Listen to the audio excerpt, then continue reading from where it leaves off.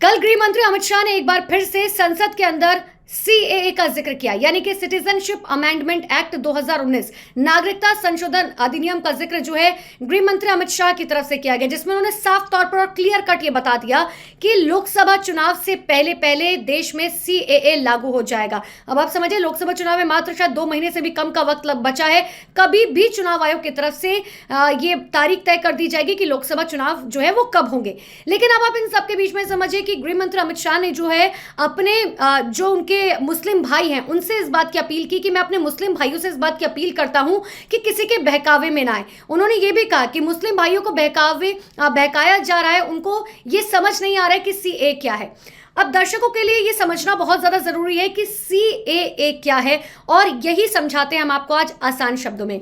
CAA यानी कि citizenship amendment act, जो 2019 में लाया गया था।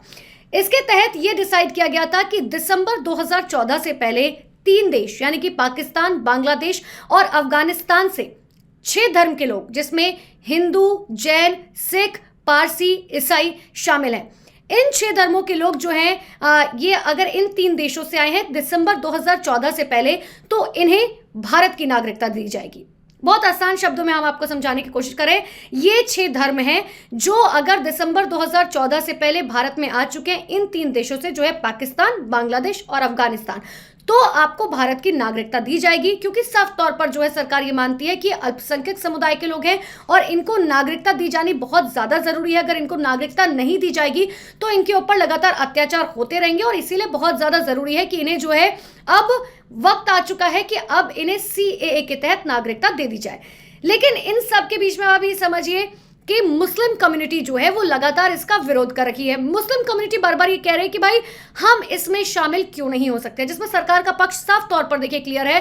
सरकार ने साफ तौर पर कह दिया कि हम अल्पसंख्यक समुदाय के लोगों की बात करें, यानी कि उन देशों में जो अल्पसंख्यक है, चाहे वो पाकिस्तान हो गया, बांग्लादेश हो गया या फिर अफगानिस्तान हो गया, वहां पर मेजॉरिटी में मुस्लिम ज्यादा है, और अगर माइनॉरिटी में देखा जाए तो जाहिर सी बात है अल्पसंख्यक में जो है हिंदू, पारसी, सिख, ईसाई जो है और बौद्ध के लोग आते हैं। और यही सरकार ने क्लियर कट इस बात को समझाने की कोशिश की है कि सीए के तहत जो है किसी भी व्यक्ति को देश से बाहर नहीं निकाला जाएगा। क्योंकि अगर मुस्लिम भाइयों को इस बात के लिए भड़काया जा रहा है कि आपको जो है देश से बाहर निकाल लिया जाएगा, आपकी नागरिकता छिन जाएगी, तो सरकार ने क्लियर कट कह दिया है कि ऐसा कतई नहीं है, किसी को भी जो है देश से बाहर नहीं निकाला जाएगा।